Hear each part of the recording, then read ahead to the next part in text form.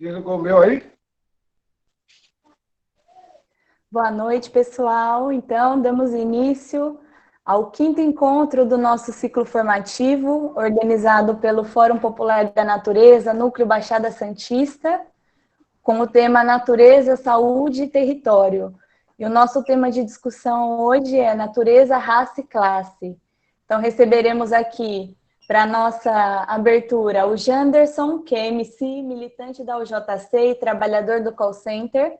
Receberemos também para conversar com a gente o Erasto Felício, que faz parte da Divisão de Comunicação da Teia dos Povos, educador do Instituto Federal da Bahia, no interior da Bahia, e historiador. E o mestre Joelson, que é liderança da Teia dos Povos, assentado do MST no assentamento Terra Vista, Arataca, e ex-dirigente nacional do MST. Então, por gentileza, agora chamo o Janderson para bater um papo aqui com a gente e apresentar um pouco do som dele. Janderson, fica à vontade. Bom, boa noite aí a todas e todos, os que me convidaram, os que estão assistindo. Sou o camarada Janderson, milito na UJC daqui de São Paulo, União da Juventude Comunista, a juventude do PCB, né? Eu canto funk de luta, trabalho no call center e faço militância. Pelo call center eu trabalho atendendo aí no segmento dos serviços, né? Atendimento de suporte para empresas de delivery. E no funk de luta, há pouco, comecei em 2017, mas canto funk desde os 9 anos. Do segmento de ostentação, também é um segmento. E, bom, bem isso aí, a minha militância, eu tive a ideia de cantar funk porque eu vi uma conciliação muito clara, né? Uma potencialidade muito clara que havia dentro de um segmento do funk, que é um funk consciente. Aquele que nas redes sociais e aonde eu tenho atuado durante a pandemia, né, eu tenho falado bastante sobre as potencialidades do funk consciente. Encontrei no funk consciente um espaço não só para denunciar as mazelas do sistema, como já acontece há muito tempo, né? Desde quando o funk começou a se desenvolver ali no Rio de Janeiro, isso já era comum as músicas de protesto. Só que acrescentar também um caldo de convocação para a luta, né? Objetivamente, de chamamento para a revolução social, para a transformação social, porque o funk é o gênero musical que contagia, que está organicamente no seio da juventude trabalhadora. E eu vim apresentar aqui meu trabalho, sem mais delongas, uma música muito conhecida minha, entre aqueles que acompanham aí as lutas sociais e os músicos dessas lutas sociais, é Fogo no Pavio, né? Essa música ela foi cantada em outros estados, no Nordeste, e, poxa, é gratificante a receptividade que as pessoas costumam ter, principalmente as pessoas de luta. Eu espero que todos gostem. Vamos apresentar aqui para vocês. Fogo no Pavio, camarada Janderson, diretamente do Jaraguá. Ó. A cidade está toda parada, hoje é dia de greve geral, e as estradas estão bloqueadas para não circular o capital. A burguesia não esperava que nós ia se mobilizar, contratou até uns parasitas para a greve desarticular. Mas isso não adiantou, porque o nosso povo não aguentava mais, e na cabeça dos capitalistas era mais valia que valia mais. Mas a isso nós não se limita, então vamos se mobilizar contra a classe dos capitalistas para construir o poder popular. Contra a classe dos capitalistas para construir o poder popular. Contra a classe dos capitalistas para construir o poder popular. Então, revolucionários do Brasil, fogo no pavio, vamos libertar nosso povão. Com trabalho, terra e fuzil, vai fogo no pavio, no sentido da revolução. Revolucionários do Brasil, fogo no pavio, vamos libertar nosso povão. Com trabalho, terra e fuzil, vai fogo no pavio, no sentido da revolução. E as marginais estão todas travadas, as principais rodovias de Sampa. Os fura greve por volta pra casa, nós já avisou que hoje ninguém trampa. Essa luta é pela nossa janta, nossos direitos e nosso futuro. Ou você fecha com a revolução, ou eles te derrubam de cima do muro. Mas não vamos dar tiro no escuro, temos que ter uma estratégia de combate à exploração, ao capitalismo e sua miséria. porque o povo não aguenta mais e é pela paz que faremos a guerra. O povo não aguenta mais e é pela paz que faremos a guerra. Então, revolucionários do Brasil, fogo no pavio, vamos libertar nosso povão. Com pão, trabalho, terra e fuzil, vai fogo no pavio, no sentido da revolução. Revolucionários do Brasil, fogo no pavio, vamos libertar nosso povão. Com trabalho, terra e fuzil, vai fogo no pavio, no sentido da revolução. Tem um tempinho ainda, eu vou apresentar mais um aí para vocês, mas antes eu gostaria de lembrar para vocês me seguirem lá no Instagram, @camarada Janderson, no YouTube Camarada Janderson, no Facebook uma página Camarada Janderson. Essa música eu escrevi no trem, estava indo para o trabalho, né, como eu falei, trabalho no home office, lá na zona sul de São Paulo, no área nobre, entre o Morumbi e Santo Amaro. E no caminho é muito comum a gente presenciar as abordagens da Polícia Ferroviária contra os vendedores ambulantes. E a gente passa a refletir muitas vezes sobre aquilo, mas também não só sobre aquilo, sobre várias questões que a gente acumula na nossa cabeça e tem vontade de falar no trem para todo mundo. A vontade que todo militante social tem de espalhar suas ideias. Nessa vontade, eu resolvi escrever a música para um dia, e isso está gravado, né? Gostaria que vocês me cobrassem a gente fazer uma ação concreta nos trens de São Paulo cantando essa música. E eu vou cantar aqui para vocês, e é mais ou menos assim, ó.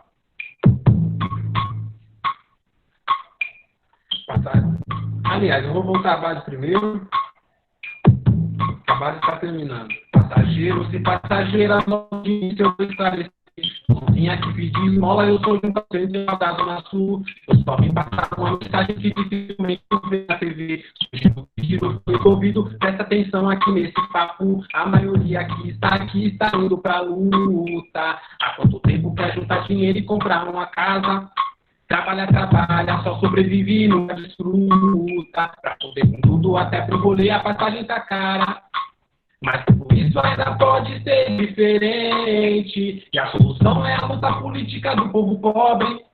Esquece esse papo de empreendedor, volte a construir um sindicato. Os coaching querem enganar vocês com a expectativa ilusória. O tipo de gente que explora vocês são pessoas como o João Dória, que tá na nave, suave na nave, e você ralando pra comprar um Corsa. A verdade é que uma coisa depende da outra. Sua pobreza determina a riqueza dos poderosos. E é necessário que você trabalhe pra sustentar isso. E quem não trabalha, eles chamam de preguiçosos. Eu tava no trem escrevendo essa letra, de repente pegaram o moleque. Não foi porque desviou o dinheiro, ou muito menos fez um 5-7. Foi porque tava com pururu com as notas de 2 do jeitão de maloca. Eles trabalham batendo nos outros e quem apanha não que esquece. Eles trabalham batendo nos outros e quem apanha não que esquece. Eles trabalham batendo nos outros e quem apanha não que esquece. Não temos nada pra perder. Somos o futuro do mundo. E assim como nasceu, o capitalismo vai morrer. E a verdade é que o patrão quer vagabundo. A verdade é que o patrão quer vagabundo. A verdade é que o patrão quer vagabundo. E a verdade é que o patrão quer vagabundo. A verdade é que o patrão quer vagabundo. A verdade é que uma coisa depende da outra. Sua pobreza determina a riqueza dos poderosos. É necessário que alguém trabalhe para sustentar isso. E quem não trabalha, eles chamam de preguiçosos. Mas a verdade é que o patrão quer vagabundo. A verdade é que o patrão quer vagabundo. E a verdade é que o patrão quer vagabundo. A verdade é que o patrão quer vagabundo. É isso, camarada Janderson, funk de luta. Se precisar de mais, tem mais aí para nós mandar, pode crer?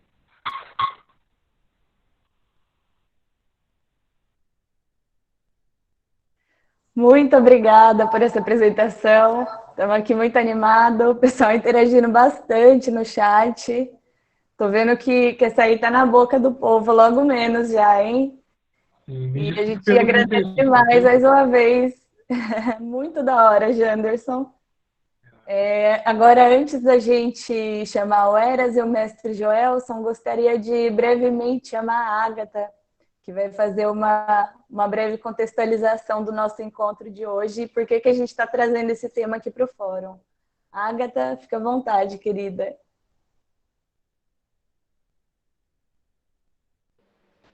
Boa noite, gente. Tá todo mundo me ouvindo?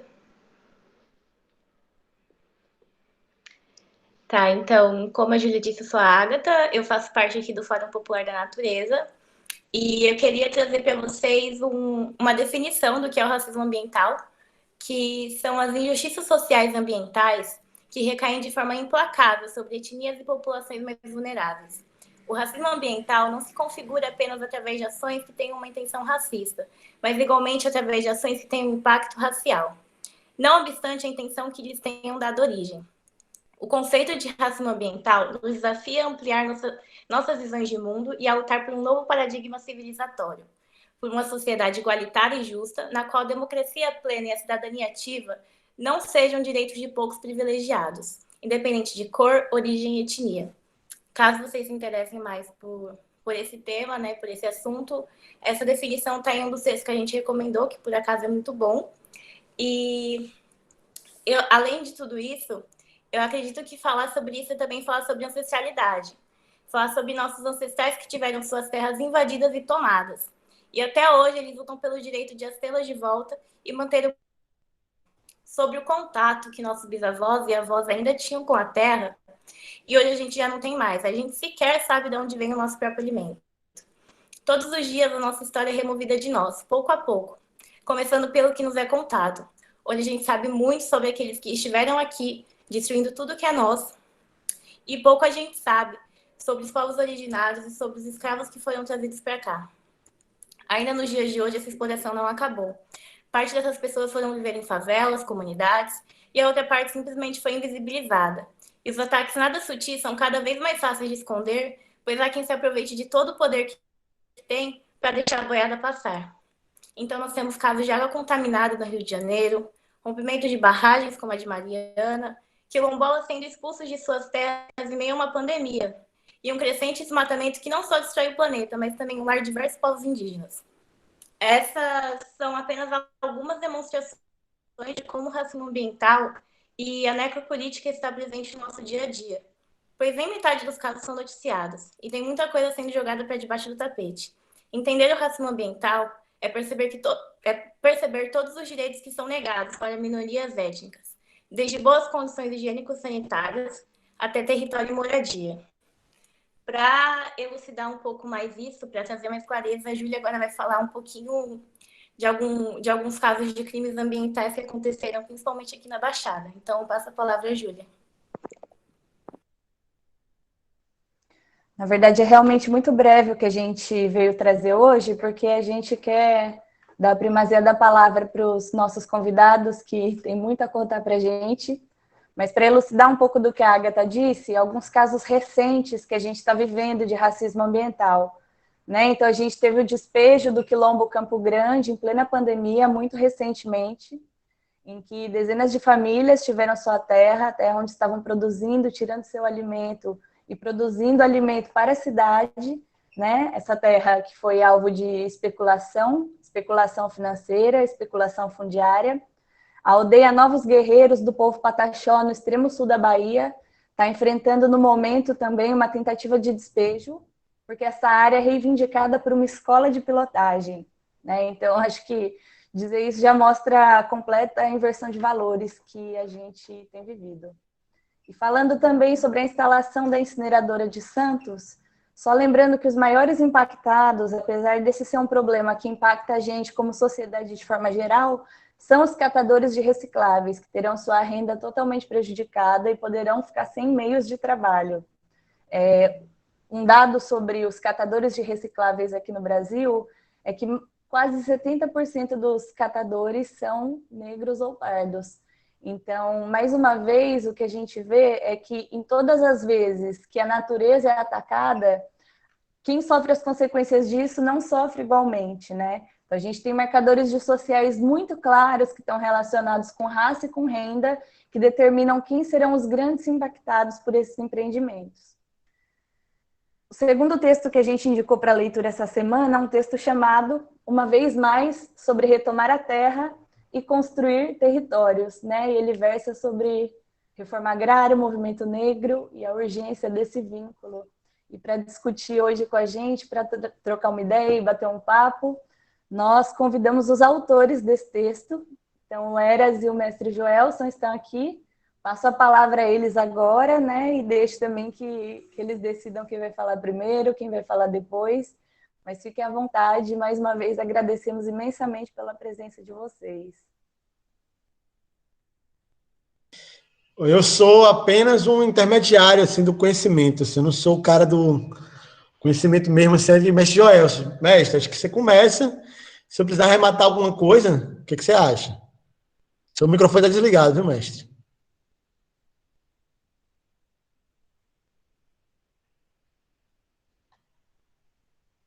Ainda está desligado. Clica nessa bolinha vermelha aí do microfone.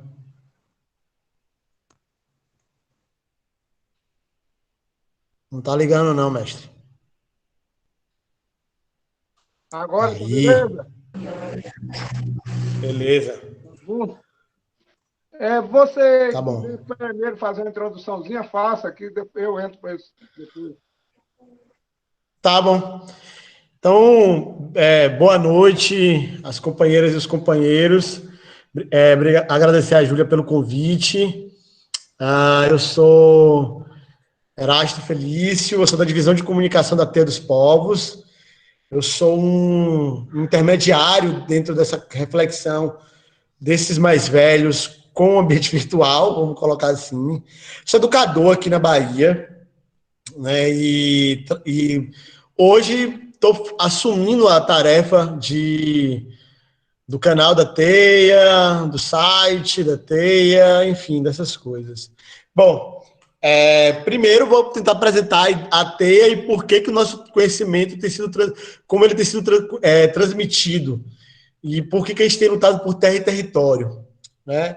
A Teia surgiu em 2012, fruto de uma construção de aliança entre povos, nesse caso, especificamente ali no período das matas, né, no sul da Bahia, onde tem uma reserva de mata, uma boa quantidade de Mata Atlântica ainda conservada. Então, acho que vocês que são da Baixada Santista conhecem mais ou menos o processo da Mata Atlântica, com a diferença que lá no sul da Bahia não é tão frio quanto aí, nessa época do ano. Esses povos são povos são diversos. Então, tinham tupinambás, tinham pataxós ranhanhã, quilombolas e assentados do MST, mas também de outros movimentos, como SETA, MLT, que também estavam naquela região. Essa formação original surgiu dentro de um debate sobre agroecologia, só que isso vai avançando com o passar dos anos para debater cada vez mais terra e território num sentido muito de pensar o combate mesmo, né? E surge dentro do que a gente chamaria de crise das esquerdas como um tipo de saída. O mestre Joelson foi dirigente nacional do MST e era uma figura de referência do ponto de vista da estratégia de luta e já estava consciente de que nenhuma organização política conseguiria resolver o problema das esquerdas nacionalmente e nenhuma organização política baixaria sua bandeira para outra. Então, são dois problemas no mesmo tempo, né? Então, que seria necessário fazer alianças entre os povos, né?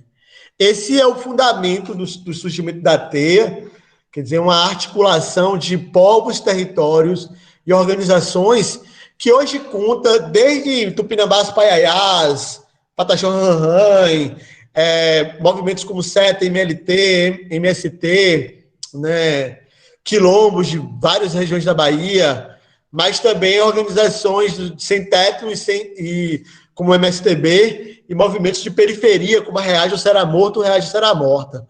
A grande lição que fica para a introdução inicial é que o ordenamento ideológico das esquerdas sempre é um fundamento de tensão e treta e conflito. As sustentações ideológicas, como bandeiras e camisas de time, no sentido da identidade, mais têm criado divergências do que convergências da ação concreta. Então, nós não temos problema de trabalhar com a divergência. Nós não temos problema de trabalhar com quem não concorda com o nosso caminho, desde que ele concorde que nosso inimigo é o mesmo.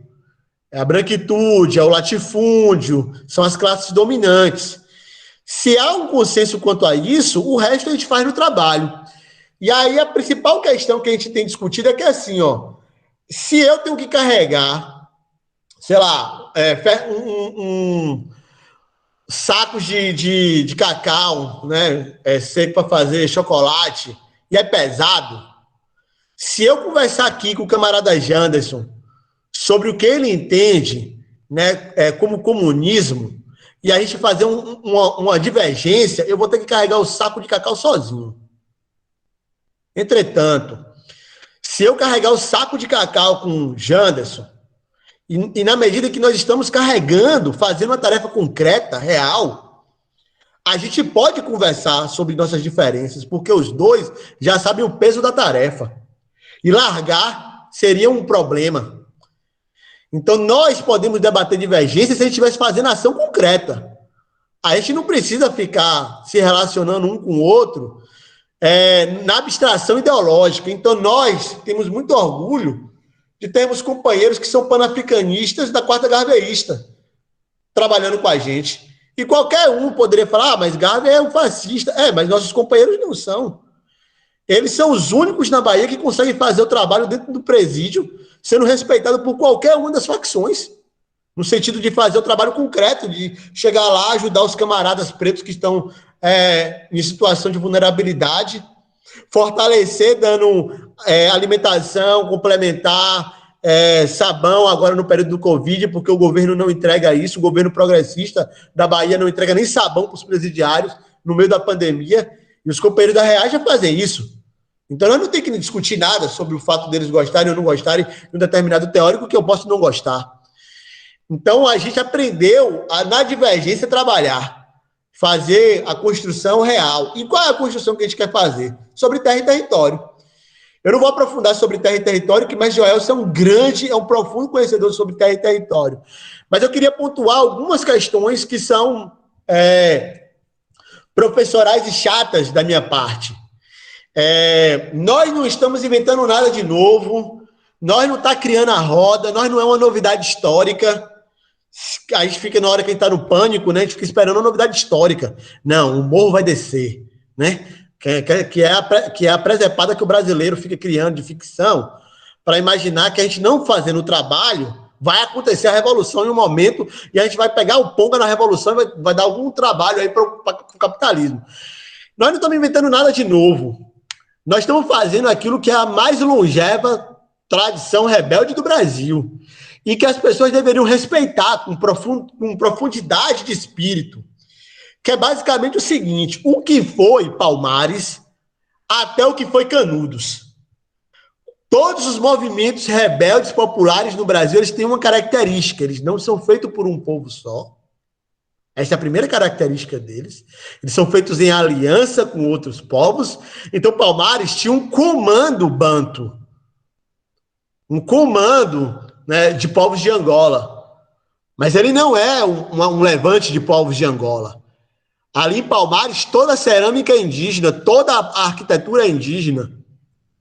Então, eles fizeram um levante comandado por bantos, mas cheio de indígenas, com muçulmanos e judeus. Então, assim, todos os perseguidos se organizaram em Palmares. E qual é a grande reflexão que nós tiramos sobre isso? É que Palmares é a experiência mais longeva, rebelde, contra o capitalismo já existida no Atlântico. A gente tem que deixar isso muito claro. Não existiu nada mais longevo do que Palmares no surgimento do capitalismo.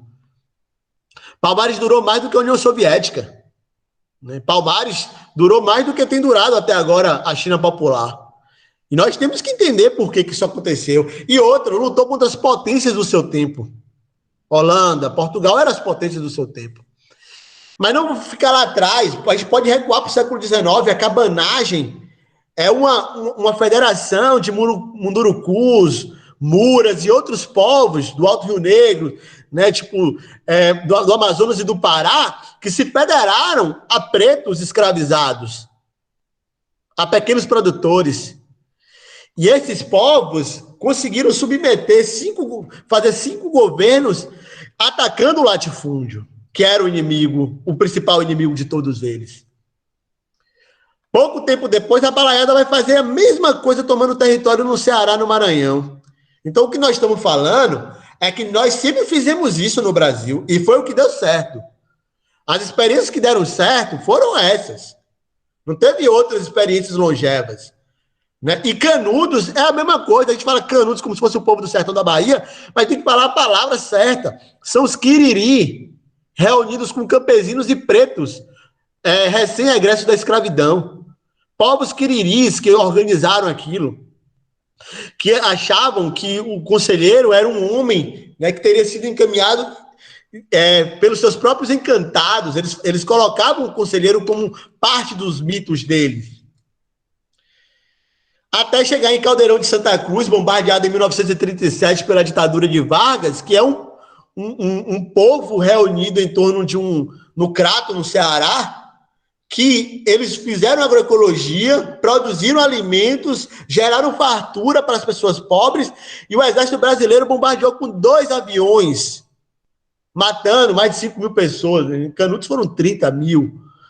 Então nós não estamos inventando nada de novo, nós estamos falando daquilo que é a mais longeva tradição rebelde brasileira, que nós achamos que tem futuro, que tem uma condição de existência real, concreta. Porque os indígenas são aqueles que mais detiveram conhecimento sobre a natureza, sobre como viver em comunhão e em paz, né, com as forças que a Pachamama, a Gaia, né, como fala mais a galera Haribô e tal, mas, enfim, com isso, né, com a Bia Yala, com esse continente enorme, natural. Eles detiveram esse conhecimento. Os povos pretos detiveram todo o histórico de tradição de lutas rebeldes, são muito mais numerosos, e os mais despossuídos de todos. Então a rebelião vai vir daí. A rebelião não vai vir dos beneficiários, né, daquelas pessoas que estão mais em paz. Mas, para fechar minha fala, que eu quero deixar a reflexão mais com o Joelson, mas nós acreditamos que houve erros fundamentais na esquerda, e nós não podemos repeti-los. Por isso que nós achamos que nós temos que produzir soberanias. Soberania hídrica, energética, alimentar, pedagógica, porque o que o governo progressista, como foi o do PT, ou reacionário, como é o atual, quer é que a gente demande, que a gente precise dele, para ele poder cooptar as lideranças, dividir o povo, fazer política pública apenas para alguns, colocar uns contra os outros. Nós acreditamos que sem autonomia, nós não vamos conseguir avançar, porque nós tivemos... O MST tem muita terra, o MST está em metade dos municípios brasileiros, eu acho. 2.000 municípios brasileiros. Tem muita terra. O que não transforma necessariamente o MST em uma máquina de fazer revolução. A gente tem que se perguntar essas coisas, né? A gente tem que se perguntar também o que essa quantidade de terras indígenas também não gera em termos de uma outra nação ou outras nações indígenas. E para a gente, isso está muito claro que tem um elemento aí muito importante associado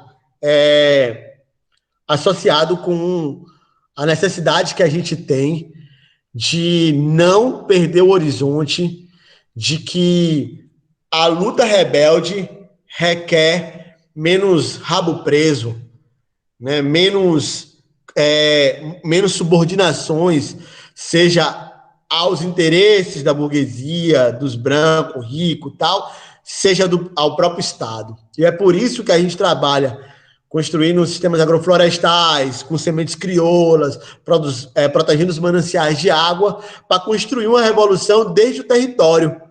Porque se o poder emana do povo e o povo está no território, é do território que deve nascer o poder de fato. E para a gente, terra é poder. Se você quiser dar, sei lá, velho, essas coisas aí de visibilidade, vocês querem dar visibilidade para nós, quer botar a gente na novela da Globo, sei lá, fazer filme em Hollywood com nós acha massa, mas nós quer terra. Então a gente dispensa o filme pela terra. Nós quer terra. Porque terra é meio de produção, terra é garantia de a gente deixar outras pessoas vivas, como o MST daqui da Brigada de Jefferson, de Piauí, da região de Piauí, Camamuda, aqui na Bahia, doou 1 tonelada de alimentos para a galera da Reagem e manteve pessoas vivas no presídio. E manteve pessoas vivas na periferia de Salvador. Terra consegue fazer isso, solidariedade real, concreta com os povos de periferia. Então, o que nós estamos dizendo é isso. Assim, nós achamos que o poder vem da terra. E o povo preto tem sido muito enganado de que outras coisas são mais importantes do que terra. E agora os brancos resolveram que eles que querem a terra mesmo. Então, eles estão invadindo o que eles chamam, o que o governo petista criou como Matopiba, que é Maranhão, Tocantins, Piauí, Bahia, o Cerrado brasileiro. Eles inventaram que ali que é o lugar dos brancos, e agora só tem branco tomando terra lá, produzindo soja, produzindo milho transgênico, essas coisas todas aí para vender para fora. E eles estão bem, eles estão com muito dinheiro, e eles estão tomando toda a água da gente do Cerrado, e nós vamos morrer de fome, de sede, na grande cidade. Esse que é o barato, entendeu? Então, se nós não viaja que terra é importante, Salvador não vai ter água até 2030, mano. O Rio Joane já secou, já não tem mais água. Onde eles faziam a barragem, eles têm que botar um canudinho para chupar da parte lá superior de cima. E vai ficar pior no futuro.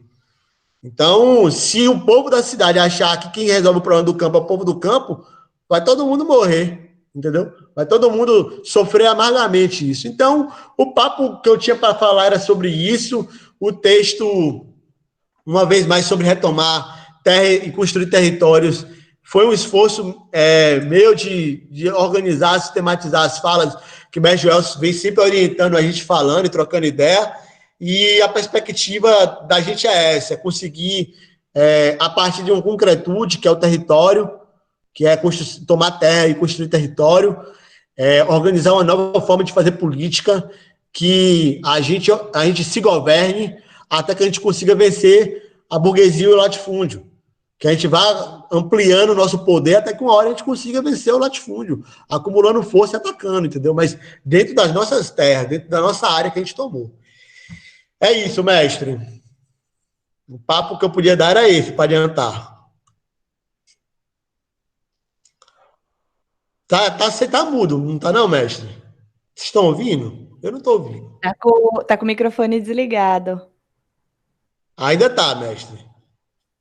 O botãozinho vermelho do inferno aí, ó, clica nele. Ele é assim mesmo, Aí, rolou, mestre. Agora tá beleza? Alô? Tá ouvindo. Tá ouvindo? Tô ouvindo, tá massa. Em primeiro lugar, peço licença aos encantados, aos orixás, todos os nossos antepassados, principalmente os mais velhos, os mais novos e todos aqueles que estão aqui hoje junto, reunidos, para a gente dialogar um pouco. Falando isso, eu quero começar a insistência que nós temos, como diz o grande profeta Raul Seixas, ele disse, nós temos que ter o início, o fim e o meio. O que significa isso para nós da Teia dos Povos? O início para nós é a terra e o território. Sem terra, sem território, nós não temos nada. Nós estamos jogados ao léu.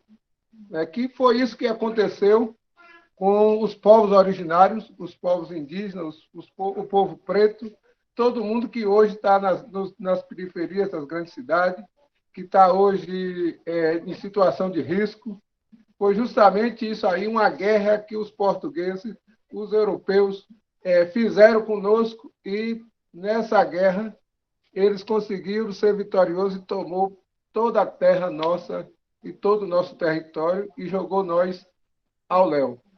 Tem mais de 100 anos que o povo preto vive caminhando para cima e para baixo no Brasil, principalmente nos grandes centros, São Paulo, Rio, Minas Gerais, Rio Grande do Sul, Bahia. Hoje a Bahia tem mais de quase 3 milhões ou mais de 3 milhões de pessoas na periferia da cidade, na Grande Salvador.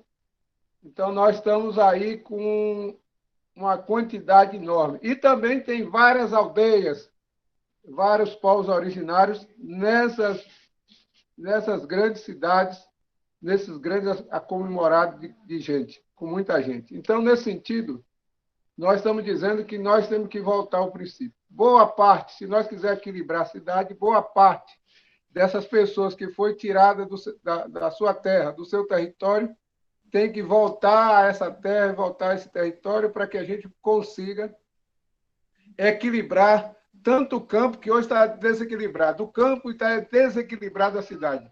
Então, com esse desequilíbrio, não tem como a gente fechar a conta, não tem como a gente construir nenhuma perspectiva de sociabilidade.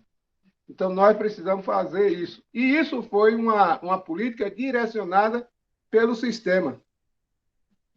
Em derrota e sem derrota. Primeiro começou com a derrota do Quilombo dos Palmares. Aí foi, se for parar aqui para contar, hoje a noite toda nós vamos falar de lutas e guerra. Contestado, Canudo, Balaiada, todas essas lutas foi luta de resistência. Aí vocês estiveram aí perto não, vocês estavam nesse bolo, vocês aí que é de Santos, estavam aí na Confederação Tamoio, que foi uma confederação muito importante que juntou os índios, todo esse povo aí que fez uma guerra muito grande no Rio de Janeiro.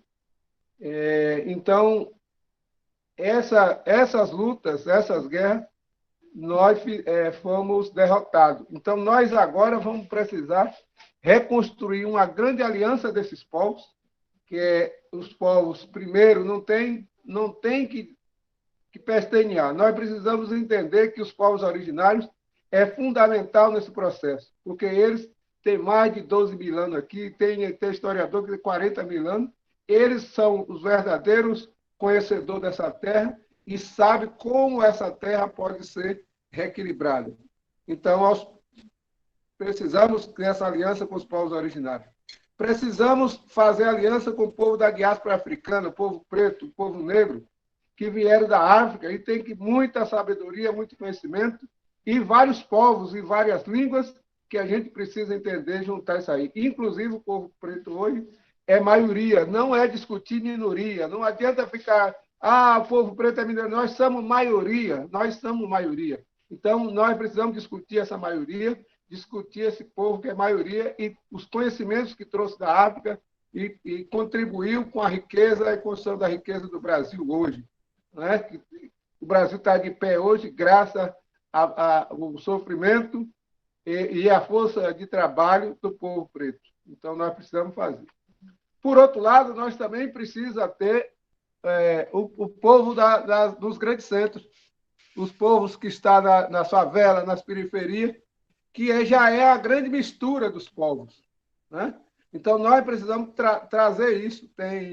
Tem branco pobre, tem índio, que eu já falei, que está aí dentro, tem quilombola, tem sem terra, todo mundo está aí dentro dessas grandes periferias. Então, nós precisamos juntar essas três grandes forças. Esse, para mim, é o princípio. Se a gente quiser falar de luta de classe, falar de luta de da classe trabalhadora, nós temos que chamar esses três povos que está aí, que é os povos originários, o povo preto e o povo da periferia. Índia Negra, que eu chamo, é importante isso, a grande aliança Índia Negra e Popular. Então, se nós quisermos discutir, aprofundar isso. Outra questão importante que a gente quiser discutir, nós temos que, isso que Herácio falou, nós temos que discutir as lutas, que foi importante, em vez de nós ficar importando luta de fora para nós tirar conhecimento, nós temos que primeiro pegar as lutas nossas e buscar e ver por que esse povo foi derrotado, como foi derrotado. Eu acho que o grande movimento que fez essa leitura foi o MST. O MST, no início da sua formação, ele fez uma leitura desde Palmares a Canudos, a Ligas Camponesas, a Contestado, todas as lutas dos povos, por que foi derrotado. E nós pegou a síntese que essa luta foi derrotada porque nós ficamos localizados. Essa luta foi muito localizada, eles cercaram e derrotaram a gente. Então, nós precisávamos formar um movimento que pudesse abranger o Brasil inteiro. Mas o MST fez essa leitura, fez essa questão toda, e chegou até aqui. Eu acredito que o MST precisa assumir agora essa luta, que aí nós tivemos limitações para assumir, que é a luta por território, né, que é a luta, não pode ser só por terra, porque só terra não resolve. Então, a nossa luta é para a construção com a terra e também construir os territórios, que é também construir as comunidades e defender esses territórios, defender essas comunidades. Então, nós precisamos um projeto de vida, de esperança e também de defesa, para que a gente possa defender contra esses inimigos da humanidade. O povo europeu, historicamente, em toda a América, em todos os lugares, eles fizeram mar de sangue.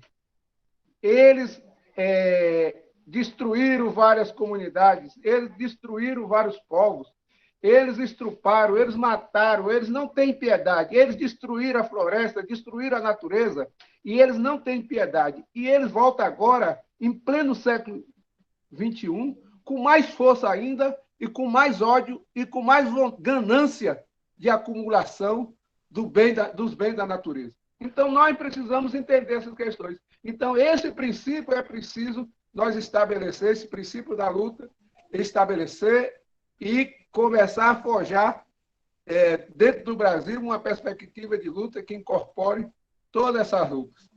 E aí, também, aí eu não tenho problema nenhum a gente pegar os clássicos para entender as lutas dos outros povos, as outras revoluções. Mas primeiro nós precisamos entender o que é nosso, o que aconteceu com o nosso povo, porque aqui, no concreto, é aqui no Brasil que nós vamos ter que fazer a revolução. Então, se nós não entendemos a luta do nosso povo, não entendemos a unidade do nosso povo, não entendemos as derrotas que nós tivemos, as vitórias que nós tivemos, por exemplo, quando você fala em Palmares, foi derrotado, foi. Mas ele demorou muito mais tempo do que essas revoluções que foram feitas aí. Então, nós precisamos entender essas questões, então, e aprofundar isso aí. E isso vai também desembocar em outra questão fundamental, que é a gente conhecer profundamente o nosso povo. Nós não somos um povo de uma matriz só. Quando ela fala índia, negra e popular, nós somos de várias matrizes, de vários povos, de uma conexão muito grande. Então, nós precisamos entender a raiz e a problemática do nosso povo. Então, nesse sentido, conhecer profundamente permite a nós também estabelecer a aliança que nós queremos construir. Então, não podemos fazer aliança com quem não se comunga, não se conhece, não tem amizade, não tem relação.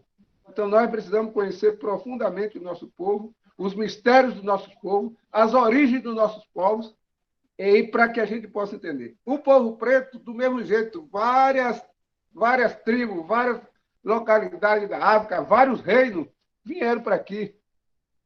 Então, nós precisamos entender, porque fica um pessoal abestalhado aí que fica dizendo por que os pretos não se unem, por que o povo preto não se une, por que o povo negro não se une.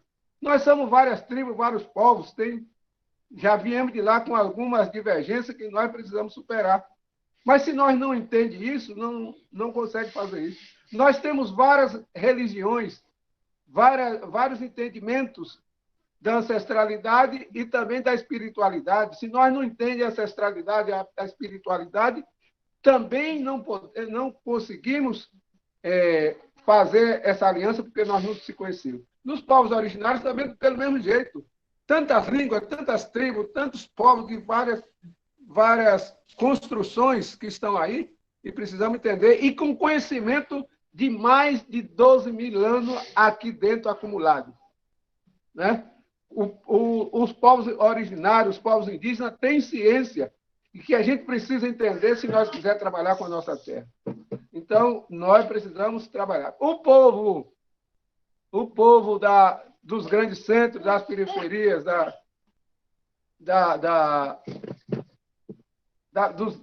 dos capitais, tem uma construção também, e são originários desses povos. É lógico que lá também estão as suas origens, as suas andanças e as suas construções, né? Então, nós precisamos entender essas questões para construir essa aliança. Então, feito esse princípio, foi feito esse início, a gente precisa partir para outras questões, aí analisar o que foi que não deu certo nas grandes revoluções que foram feitas dos outros povos. E o que foi bom também que eles fizeram, que nós não fizemos. Então, nós precisamos compreender isso aí. Mas, primeiro, nós temos que fazer o dever de casa, que eu chamo, que é o princípio para a gente começar a construir essa grande aliança dos povos. Então, os clássicos, a teoria, esses conhecimentos que foi colocado no papel vai ser fundamental. Mas para a gente, numa etapa de discussão superior, quando a gente já construir esse processo da aliança, dessa questão de entender nosso povo, para a gente avançar. Então, nesse sentido, vai ser muito importante as contribuições da Revolução Cubana, da Revolução Chinesa, da Revolução Soviética, de todas as revoluções do mundo, que foi vitoriosa. Então, vai ser importante para nós aí. E seus limites. A gente compreender seus limites. Qual foi o seu limite? Qual foi o limite da Revolução Russa? Que não chegou a 100 anos. Nós já tínhamos sofrido a derrota antes de 100 anos. Não chegou a 100 anos. Então, qual foi a importância da vitória da Revolução Chinesa? Que estão até hoje, estamos num processo agora de construção, tem muita crítica, outros têm muita coisa a favor, mas está lá desenvolvendo uma perspectiva e já é uma ameaça para o enfrentamento do Império Norte-Americano. Então, nós temos que entender essas questões e aprofundar isso e avançar, para que a gente possa construir uma verdadeira aliança, e agora essa aliança não pode ser mais derrotada. Então, por isso, nós temos que ter muita paciência nessa construção. Nós precisamos ter muita paciência de entender que é preciso nós construir autonomia. Nós não podemos deixar a classe burguesa, a classe que nos oprime, os nossos opressores, financiar a nossa luta. Porque se eles financiarem a nossa luta, nós já estamos derrotados. Então, nós temos que construir a nossa autonomia. Nós temos que aprofundar o nosso pé na terra, no território, e construir as nossas riquezas, o nosso trabalho, e também construir a finança do nosso processo, da nossa luta, da nossa guerra. Porque quem vai defender nós? Só o povo. Só o povo salva o próprio povo. Então, nesse sentido, nós precisamos também ter autonomia e financiar a nossa própria luta. Quando a gente não financia a nossa luta, nós vamos viver de merenda, que minha avó sempre falava, meu filho, quem merenda demais não almoça e nem janta. Então, ela falava de uma forma simples, mas dizendo para nós o seguinte: se você fica comendo o resto dos outros, fica precisando de financiamento dos outros, automaticamente você não faz a sua independência, não constrói a sua independência. Então, nesse sentido, nós precisamos fazer uma luta anticolonial, antirracista, antiglobal, anti-imperialista. Nós temos que fazer uma luta extraordinária e, ao mesmo tempo, construir um laço de solidariedade com os povos latino-americanos para que a gente possa impulsionar também a Revolução Latino-Americana. Então, nós temos tarefa aí para 1000 anos de trabalho árduo para fazer essa coisa acontecer. A Revolução, eu acho que deve, se nós tiver capacidade de construir isso, dentro dos 40 anos aí nós podemos realizar essa tarefa extraordinária, expulsar o imperialismo do Brasil e expulsar essa classe opressora que está aqui no Brasil, que é uma classe que gosta de entregar o patrimônio nosso ao estrangeiro. Nós precisamos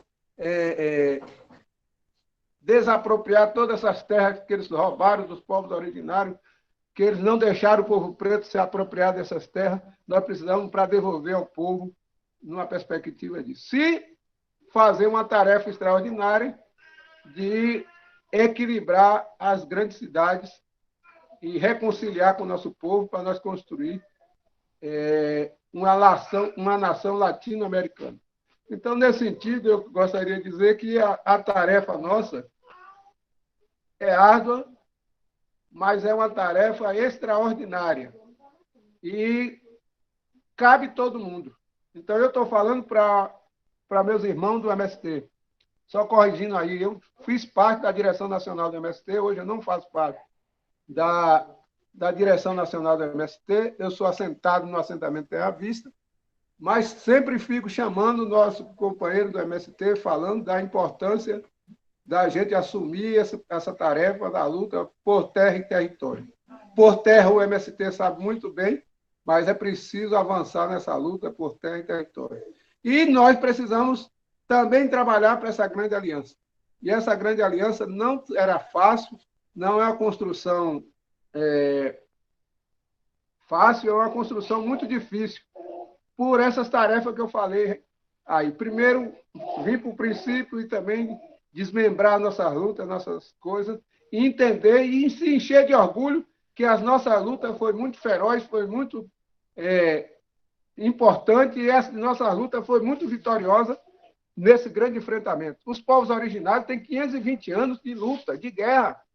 Como é que a gente vai desperdiçar esse conhecimento dos povos originários, os Tupinambá, os Tamoio, toda essa herança aí dos povos originários de guerra, a gente vai desperdiçar e não vão compreender. Então, nesse sentido, meus irmãos e minhas irmãs aí de Santo, meus companheiros, minhas companheiras, meus camaradas, minhas camaradas, nós precisamos iniciar essa discussão. E nós estamos abertos para discutir esse processo.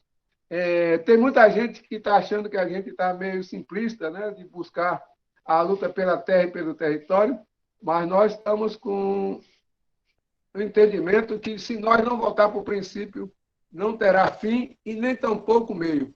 Que para nós o princípio é a terra e o território, o fim é o que nós construímos a partir dessa terra, desse território, e a questão do meio é a educação, que é para formar o nosso projeto, o grande projeto de desenhar nova perspectiva de humanidade aqui na Terra. Falei demais, mas é isso, mais ou menos. Desculpe. Mas falou não, foi massa, mestre. Oxente. Suave. Falou demais, não. A gente estava aqui ouvindo com muita atenção. Inclusive, chegou uma hora a gente falou: não vamos nem ficar olhando para essa questão de controle de tempo, não. Vamos escutar, bater um papo aqui, que está muito bom. Mas a gente sempre tem um momento também que a gente abre para perguntas, né? Para quem quiser interagir. Então, acho que dá para a gente, inclusive, avançar o diálogo agora com as perguntas que eu tenho certeza que o pessoal tem para fazer. Antes disso, enquanto a gente abre as inscrições aqui no chat, vou chamar o camarada Janderson para falar com a gente mais um pouquinho também. E a gente vai abrindo as inscrições no chat para quem tiver perguntas, quiser fazer alguma fala, tiver algum questionamento. Então, se inscrevam aí e bora continuar conversando. Janderson, fica à vontade. Bom, obrigado aí novamente pela palavra. Gostaria de agradecer aí por ter ouvido mesmo a fala dos dois que me antecederam.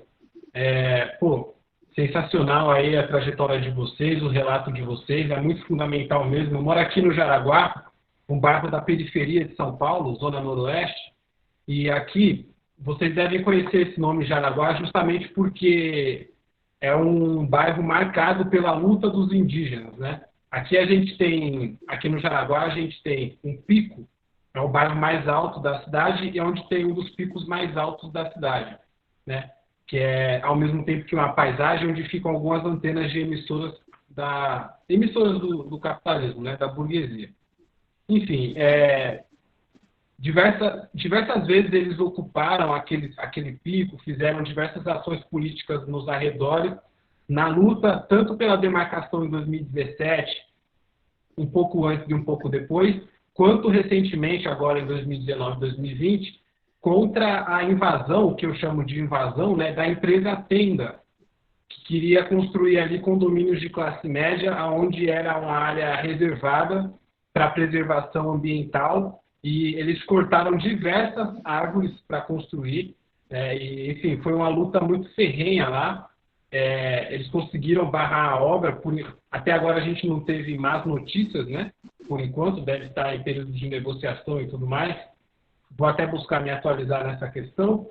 E, é uma terra marcada pela luta indígena e pela luta pelo território, e a gente presencia de perto aqui como que é a luta dessas pessoas. E me sinto totalmente contemplado aí pela fala dos camaradas, principalmente por morar num lugar marcado pela luta. E, falando em luta, camaradas também falaram da aliança operário-camponesa, né?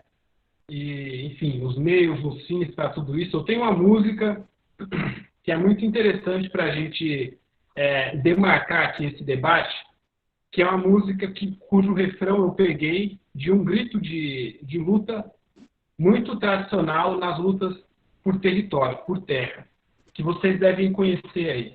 Não vou dar spoiler não, vamos começar sem mais delongas. Também é outra que eu canto bastante nas manifestações de rua aqui em São Paulo, que é mais ou menos assim, ó. Chama os meninos da revolução, que os conciliadores falharam. A burguesia usou e abusou, quando a crise apertou, eles já descartaram. Mas não vamos desanimar não, que nós somos um povo sem medo. Cansado de tanta miséria, de tanto descaso, tanto desemprego. Trabalhadores e trabalhadoras, estudantes e desempregados. Seguiremos sentindo a vitória contra a burguesia e os latifundiários. Com a gente eles fazem horrores, com eles não vai ser o contrário. Eles vão ter o que eles merecem quando o nosso povo tomar de assalto. Eles vão ter o que eles merecem quando o nosso povo tomar de assalto. Pisa ligeiro, quem não pode com a formiga não atiça o formigueiro. Pisa ligeiro, quem não pode com a formiga não atiça o formigueiro. Pisa ligeiro, quem não pode com a formiga não atiça o formigueiro. Pisa ligeiro, quem não pode com a formiga não atiça o formigueiro. Essa seria a música que eu gostaria de passar por cima aí desse nosso debate.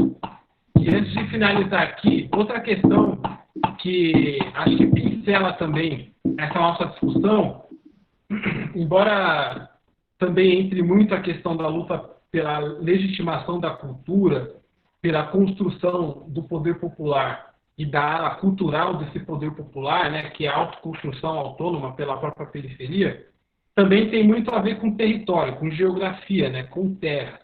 Por que eu estou falando isso? A gente sabe também que em São Paulo, recentemente, eu como funkeiro não posso deixar de falar isso como algo altamente relevante, morreram 9 jovens na favela de Paraisópolis por estarem em um baile funk. A justificativa, geralmente, da polícia e da narrativa dominante é de que ali naquele espaço contém diversos elementos criminosos, como criminosos, traficantes, né, enfim, pessoas com moto fazendo barulho, a altura do som e diversos outros elementos.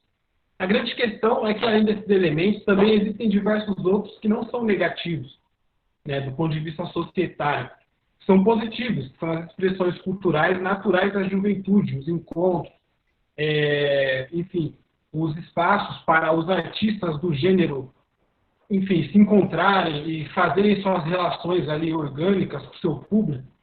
Enfim, no meio de tudo isso, ao invés de tudo isso, na verdade, a gente vê uma tragédia como que ocorreu no dia 1º ali de dezembro, no dia 1º de dezembro de 2019, lá na favela de Paraisópolis. Essa questão tem muito a ver com a luta, simplesmente, primeiramente, pela terra, porque, para começar, a cidade de São Paulo, em especial, aliás, as cidades capitalistas, em especial a cidade de São Paulo, é configurada e caracterizada pela anarquia geográfica do capitalismo, né, que joga para os cantos os mais pobres, os excluídos, os despossuídos de meios de produção para construir suas próprias coisas, né? E, enfim, a gente vê ali a criminalidade rolar, as casas amontoadas, e imagina um monte de adolescentes, um monte de jovens, adultos, e até crianças, muitas vezes, imagina eles precisando ali, enfim, curtir um lazer, curtir um funk, dançar, cantar e fazer tudo aquilo que eu mencionei agora há pouco como os elementos positivos que ocorrem no baile funk. E, poxa, no meio disso tudo, existe a luta, então, né, pela legitimação do espaço para o funk acontecer. A gente sabe que incomoda outros trabalhadores, é uma discussão enorme aqui na cidade de São Paulo e que divide a própria classe trabalhadora, coloca ela do lado da polícia muitas vezes. O bolsonarismo, a direita, a ideia de policiamento da cidade também teve muito a ver com essas questões dos bailes funk, porque até mesmo nas áreas médias rolam os bailes funk. Na região ali da PUC rolava sempre um baile funk. A grande diferença é que nunca morreu gente lá por causa do baile funk, né? E nas favelas sempre morre. Inclusive na minha página Camarada Jander, eu tenho uma publicação, uma das primeiras, e a página é recente, é fácil de achar, que lista uma série de mortes depois do caso de Paraisópolis, ainda nos bailes funk, pelas mesmas justificativas. Vocês entendem? Então tem muito a ver, então, primeiramente com a luta para você morar dignamente numa cidade onde você consiga planejar espaços para a cultura que não incomode vizinhos, espaços apropriados. Entende? Claro, a gente está falando aqui, né, praticamente do que a gente sempre almeja, né? Que, enfim, é o mundo igual, o socialismo, enfim, tudo aquilo que a gente sempre luta, né? O comunismo e tudo mais. Só que, poxa, essa luta se trava também no meio disso tudo e acho que teve muito a ver aqui com o debate, porque é o desdobramento disso tudo para a urbanidade, entendeu? Na cidade de São Paulo, luta pela terra, cidade, sim. São empresas querendo construir condomínios e também são os bairros amontoados sem espaço para lazer, cultura, esporte, enfim. Seria isso que eu teria para trazer para esse debate, nesse novo tempo de fala que me trouxeram. Muito obrigado aí, camaradas. Continuarei acompanhando aí.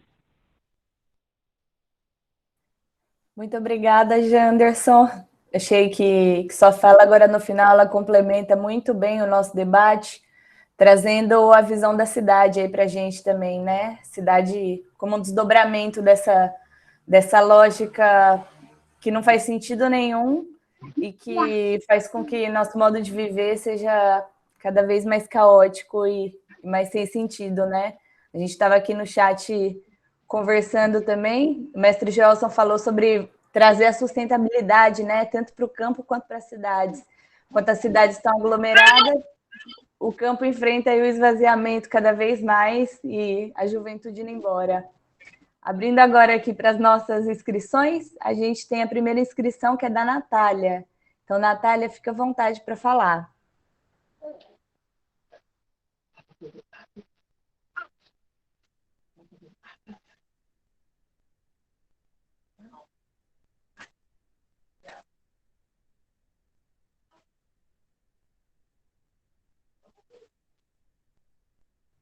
Nath, tudo certo aí? Quer que leia as perguntas para você? Então tá bom, o microfone dela não está funcionando. Eu vou pegar aqui as perguntas que ela tinha me mandado, vou ler para ela. Só um segundinho. Certo. A Natália está aqui perguntando de que forma nós que estamos na cidade podemos nos articular em apoio ao campo. E uma outra questão que vem sendo trazida, que ela levanta também, é como voltar para o campo, como se organizar com os movimentos que estão na luta pela terra e pelo território. Então, fica aí a pergunta para o Eras e para o mestre Joelson, se puderem dialogar um pouquinho com a gente sobre isso. O mestre pode falar mais sobre essa coisa do retorno ao campo, porque o MST fez isso a vida inteira, né? Ele conversou com gente de periferia para poder virar militante sem terra, assim. Eu vou falar muito sobre essa coisa de como ajudar, assim, ó. Eu sou um cara que moro em um distrito de uma cidade, mas eu não sou um camponês, eu não estou na lida da terra, eu sou um professor, um educador e tal. Eu acho que, às vezes, tem duas questões. Primeiro, que a gente dicotomizou muito campo e cidade, E não é uma coisa muito dicotômica, não. Assim, toda cidade tem uma região agrária em volta dela. Assim, é difícil você ter cidade 100% urbana, assim, não existe isso. Toda cidade vai ter essas regiões, assim. E nessas regiões, em geral, se produz alimentos, assim. Isso que é muito importante. Tem alimentos que devem ser produzidos sempre muito próximos do mercado consumidor, porque por conta das condições mesmo de traslado e tal. Então, vocês sempre vão ter áreas e gente vivendo nessas áreas, assim. Então, não tem essa distância tão grande. Sempre vai ter pescador, sempre vai ter algum tipo de quilombo, uma terra indígena. E nós temos tarefas que são da natureza urbana. Eu cumpro uma tarefa urbana na TEIA. Eu sou da divisão de comunicação, entendeu? Eu não vou ensinar as pessoas a plantar. Eu não vou trabalhar com. Eu posso falar sobre o trabalho que a TEIA vem fazendo, mas eu não posso falar sobre. Explicar coisas sobre semente crioula com profundidade, nem nada. Então, existem muitas tarefas. A primeira tarefa que eu acho é que também na cidade que tem um fluxo de capital, de solidariedade possível. Nós, do campo, quando conseguimos, nós que estamos trabalhando com os povos de vários movimentos diferentes, a gente consegue gente para ocupar um lugar, consegue gente para defender um lugar, levar comida para um lugar, fazer um acampamento e tal. Mas quando a gente fala de solidariedade, para fazer defesa, a gente está falando de cidade, cara. É da cidade que teve as pessoas para ser solidárias, no caso do Quilombo Campo Grande, lá em Minas Gerais, que destruíram uma escola na reintegração de postos, mas a galera está resistindo lá, está firme. Mas é da cidade que deve vir, é da cidade que muitas vezes, eu vou falar uma coisa aqui que parece besta, muitas vezes vai faltar para os movimentos sociais uma besteira de recurso para fazer uma articulação, um trabalho. E essa besteira de recurso, às vezes, um sindicato consegue. Um sindicato urbano consegue esse recurso. E pode se constituir uma aliança. E também a gente tem uma concepção de que a gente não quer nada de graça. Nós não queremos dinheiro, nós não queremos receber dinheiro, nós não achamos que é bom essa política de ficar toda hora fazendo uma vaquinha para conseguir levantar uma grana para quem tem condições tem terra para poder produzir. Mas a gente sabe que em casos de violência, essa solidariedade é importante. E a articulação, comunicação e muitas vezes serviços, né? Quer conseguir médicos para ir para um lugar onde está tendo uma emergência, sacou? Onde teve um processo de contaminação. O MST tá em paz com isso porque formou muito médico em Cuba, mas isso não é normal em todos os movimentos sociais, entendeu? Isso não é uma situação que a gente pode dizer que está em paz dentro dos movimentos indígenas, dentro dos movimentos quilombolas. Isso não é verdade, entendeu? Então a cidade pode cumprir tarefa nesse aspecto aí. E por fim, Natália, eu acho que o papel de articulação é um papel extremamente poderoso e importante, de ir construindo elos e redes de teias. Eu não estou falando da nossa teia, da teia, de uma rede aí, né, do Fórum Popular da Natureza aí, e expandindo eles, construindo redes que são concretas, de solidariedade concreta. E isso a cidade faz de forma fantástica, porque a cidade tem muita comunicação, tem muito fluxo de mercadoria e de pessoas, e isso ajuda muito no processo de construção dessas redes. É isso. O mestre pode falar muito sobre essa coisa de retornar ao campo, que eu acho que ele conhece muito sobre isso.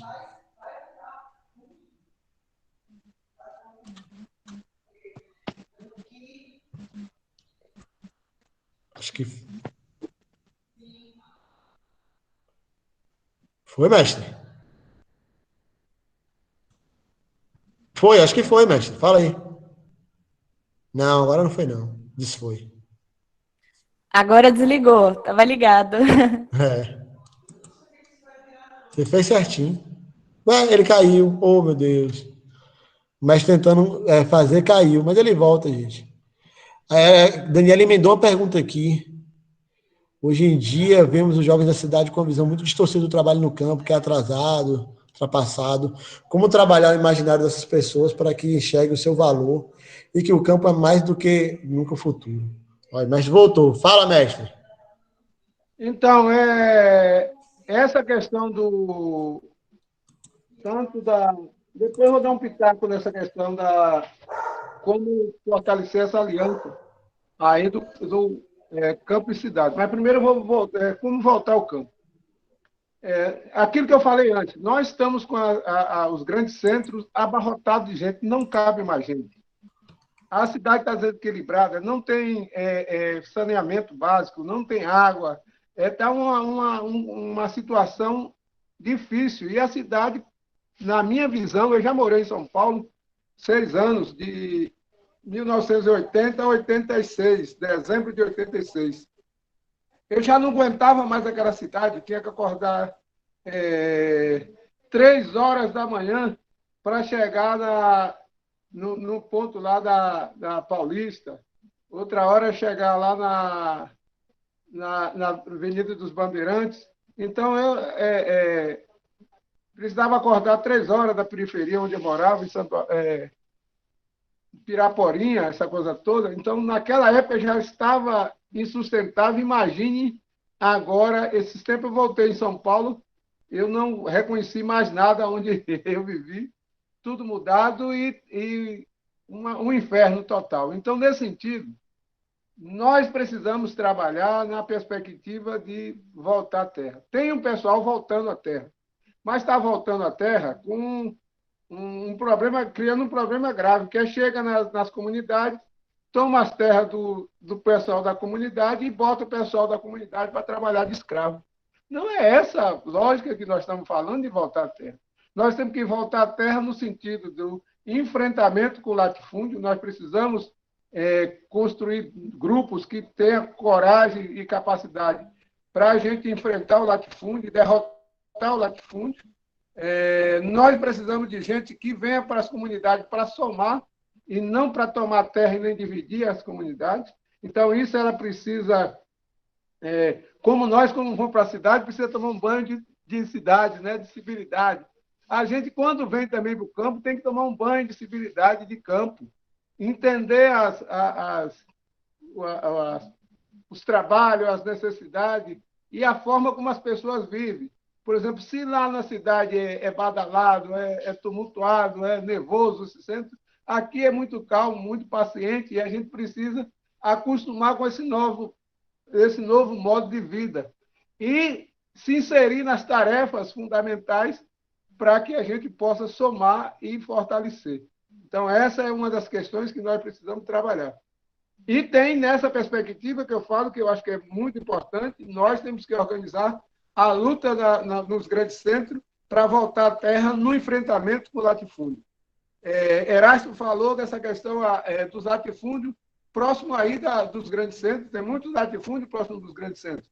Então, tem que formar muita gente para ocupar com um trabalho de massa grande, muita gente para a gente derrotar o latifúndio e criar nesse latifúndio que foi derrotado outra construção, outra relação e outra forma de construir um trabalho comunitário. Então, nesse sentido, nós precisamos trabalhar nessa perspectiva. Também nós precisamos trabalhar junto nessa nova terra, nesse novo território, nessas novas comunidades, nós temos que trabalhar a soberania. Então, eu estou falando aqui do milho crioulo. Nós precisamos fazer um grande trabalho com as sementes, para produzir semente, para nós produzir um grande alimento. Vocês sabiam que hoje na cidade, as transnacionais, Nestlé, Bunge, 10 multinacionais dominam todo o alimento que a gente come. É por isso que a obesidade, a diabetes, essa questão do coração, né, as doenças cardíacas, obesidade mórbida, uma série de doenças que é trazida pelos os alimentos. E esses alimentos hoje são transgênicos, cheios de agrotóxicos, e esses alimentos também já foi modificado geneticamente. Então, nós estamos comendo um bocado de porcaria, ensinou a gente, eles dominam a gente pela boca, pelo paladar. Então, eles estão fazendo um trabalho terrível nessa coisa, e nessa dominação. As cidades, o grande lance da cidade, do primeiro foi uma construção de sociabilidade. Depois eles fizeram a construção da cidade, depois da Revolução chinesa, que foi o grande exemplo da maior revolução camponesa, eles ficaram com medo dos camponeses e passaram a levar esse povo todo para a cidade e cercaram esse povo dentro da cidade. Hoje a gente fica falando da polícia, essa coisa toda. Aquilo é uma estratégia montada de muito tempo para cercar a população, inviabilizar as populações e massacrar as populações de toda forma, tanto pela cultura, pela violência, todo tipo de violência. Então, está ali instalado. Então, isso foi uma coisa planejada. Eles foram agora, recentemente, no Haiti, e a ocupação do Rio de Janeiro, aí foi tudo baseado na estratégia que eles planejaram lá dentro do Haiti. Então, nós temos que começar a entender que tudo isso aí foi um plano bem armado, bem colocado. A questão do álibi, das drogas, é também um álibi para destruir o povo preto, o povo negro. Então, para destruir a população pobre. Quem sofre com isso é a população pobre. O encarceramento. Tudo isso é uma estratégia montada pelo grande capital, pelo capitalismo e pelas elites locais, ou seja, as elites do Brasil, essa coisa toda. Então, tudo isso é bem armado. Então, nós temos que fugir desse cerco. E aí, outra coisa importante para fugir também desse cerco, para voltar à terra, essa coisa toda, nós temos que ter a humildade de repreender as coisas. Nós precisamos que grupos aí de militantes, de dirigentes, inclusive, que venha para as comunidades, venha ver, venha passar um mês, venha passar 15 dias, venha sentir isso, venha contribuir para ir aprendendo como na perspectiva de voltar ao campo. Então, eu acredito que é possível, porque nós precisamos, e eu não estou falando para a gente destruir a cidade e acabar com a cidade, não estou falando nada disso. Eu estou dizendo que nós precisamos equilibrar, está desequilibrado. E também está desequilibrado o campo. E nós sabemos hoje que é outra coisa importante. Se nós não entendermos essas questões, nós não vamos fazer a Revolução Brasileira. Nós temos que entender que a cidade, as grandes periferias, é o lugar fundamental onde está o povo, onde está a massa. O campo hoje não tem gente. O campo hoje não tem gente. O campo hoje está esvaziado. E agora, com as tecnologias 5G, com todo esse processo tecnológico, vai cada vez mais precisar menos de gente, vai precisar mais de máquina e menos de gente, vai destruir mais a natureza, menos gente para observar essa coisa toda. Vão tomar nossas riquezas minerais, e água e tudo, porque não tem gente na Terra, não tem gente tomando conta das riquezas do bem comum que foi a natureza construiu há milhões de anos. Então, nós precisamos trabalhar nessa perspectiva, reaprender tudo. Nós também que estamos na cidade precisamos reaprender também essa questão da urbanidade, para a gente dialogar bastante. Nós mesmo aqui do assentamento Terra Vista estamos propondo dialogar com a cidade com chocolate orgânico, com chocolate fino, que é para a gente levar para os grandes centros, para as periferias da cidade, o nosso orgulho, o nosso trabalho que a gente está fazendo, e o sabor disso, como é que é construída essa coisa toda, e para a gente trocar um diálogo de paladar, de sabores, e também de história, né? Que aqui não é só o chocolate, é uma história de um povo, de um povo pobre que chegou há 28 anos, sofreu 5 despejos e hoje está produzindo um chocolate excelente. Então, nesse sentido, nós precisamos dialogar, aprofundar. E aí, com o pessoal da música, precisamos fazer grandes eventos musicais para dialogar junto com chocolate, junto com alimento saudável, para a gente combater isso aí. E, ao mesmo tempo, vou voltar aqui só um pouquinho, rapidamente, nessa questão o que o povo da cidade pode fazer em solidariedade a essa busca. Eu acredito que nós precisamos aprender a fazer trocas, boas trocas, ou escambo. Eu acho que a melhor coisa é escambo. Não é dar nada a gente, nós não...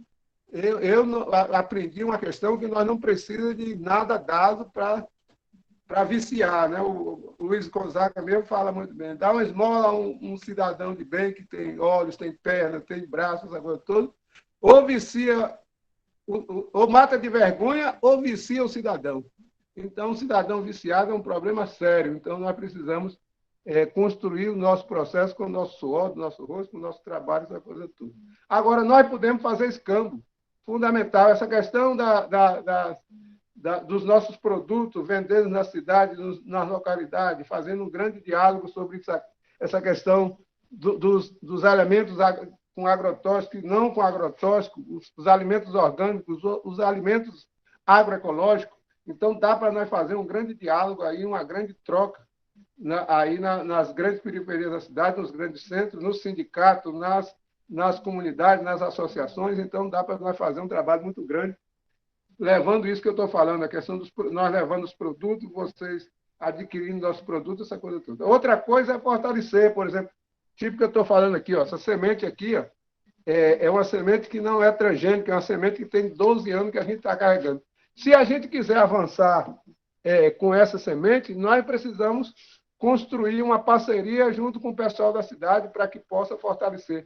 Ou seja, um grupo da cidade aí tem uma aldeia que eles querem assumir e levar sementes crioulas para lá, sementes não transgênicas, semente orgânica. Então, aí, como é que lá vocês se organizam para contribuir para que a gente possa semear mais semente, para sobrar semente para vocês fazer esse trabalho com a comunidade, ou indígena, ou quilombola, ou próprio uma comunidade urbana, né? Ou seja, agricultura urbana. Então, como é que nós podemos fazer isso? Então, nós podemos criar estratégia para fazer isso aí. Na comunicação, o Erasto já falou, como é que nós precisamos se comunicar. É impossível nós ficar falando de aliança, de coisas estratégicas, se a gente não se comunicar, não usar os meios de comunicações importantes que a gente tem aí para se comunicar. Quem tem mais acesso a essa questão da comunicação? Quem está nos grandes centros, quem está com os smartphones aí, que está da hora, essa coisa toda. Então, como é que a gente pode pegar isso e transformar numa ferramenta de luta, numa arma contra o inimigo? Então, é isso que nós precisamos se conectar, dialogar para que a gente possa avançar. Então, eu acredito muito nessa aliança, na primeira aliança que eu falei, Índia, Negra e Popular, e nessa grande aliança campo e cidade, que nós podemos avançar muito isso. E tem muita gente envolvida nisso aí. Por exemplo, você pega a Bela Gil, está envolvida nisso, você pega Gilberto Gil, Caetano Veloso, você pega o próprio Chico Buarque, várias pessoas aí, vários artistas, aí estão envolvidos nessas discussões. Então, nós precisávamos, hoje, com o meio de comunicação que a gente tem, hoje, com as possibilidades que a gente tem, a gente se reconectar e dialogar sobre essas questões, em vez da gente ficar falando mal do maldito que está lá na presidência, nós vamos falar bem de nós, vamos dialogar sobre nós e avançar. Então, é isso que nós precisamos trabalhar.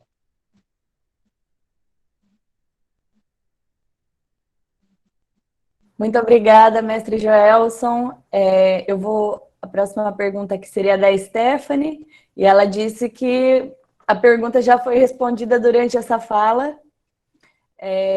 A próxima pessoa seria eu queria perguntar para vocês um pouquinho mais sobre esse trabalho com as sementes crioulas.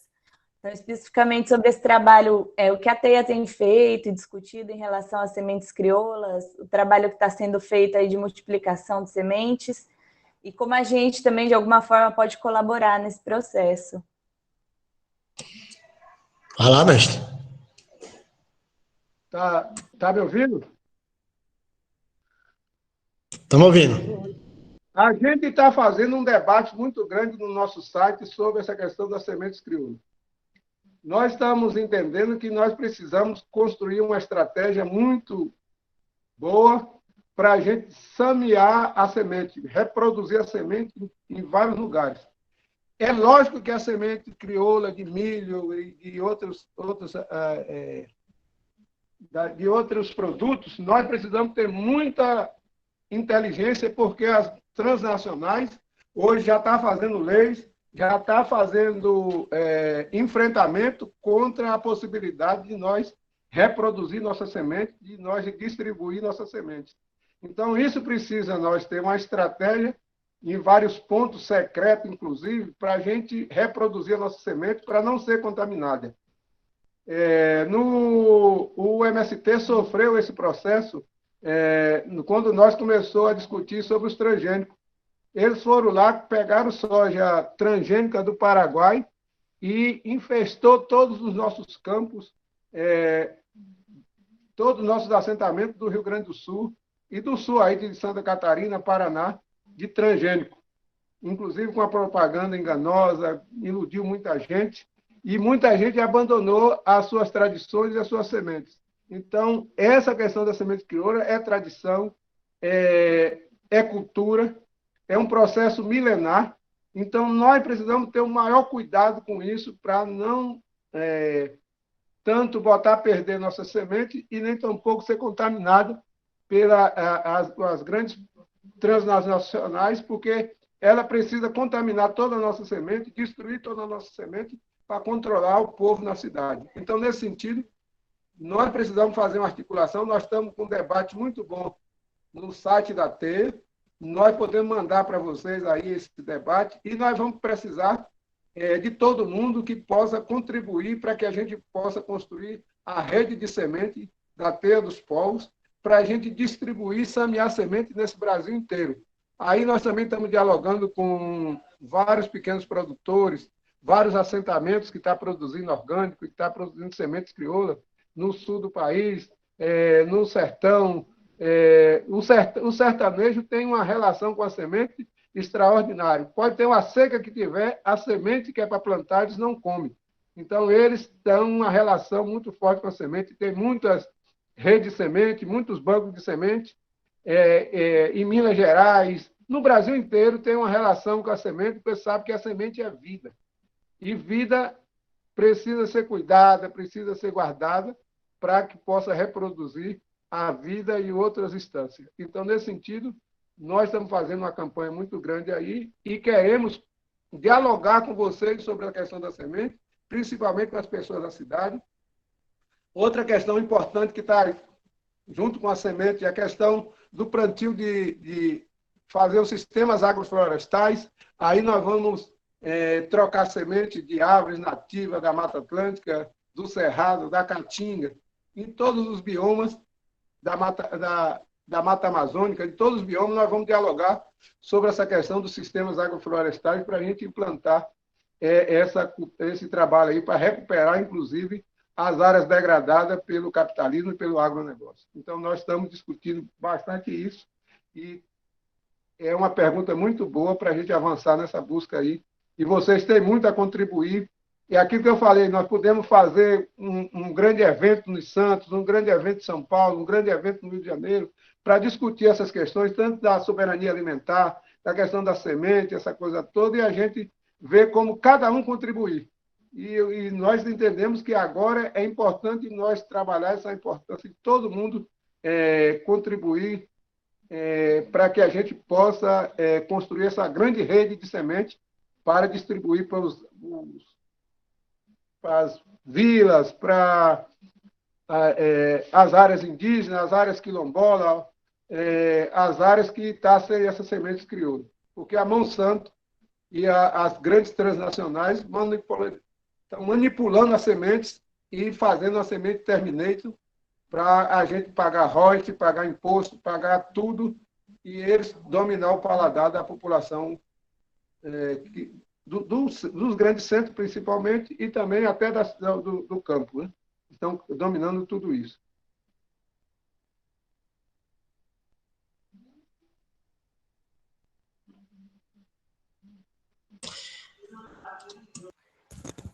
Eras vai falar também sobre essa questão? A gente avança para Não, era só sobre a coisa que Daniela escreveu, mas eu acho que deixa para o final, né? Vai seguir na ordem. Tudo bem, então. Eu vou seguir agora para a fala do Celton. Celton, pode ficar à vontade. À vontade, você tem 3 minutos, camarada. Tá bom. Gente, vocês estão me ouvindo? Começo de conversa.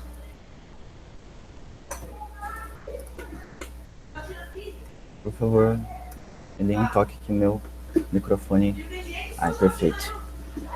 Bom, gente, vou começar aí, então, agradecendo aí as falas, a presença aí dos camaradas.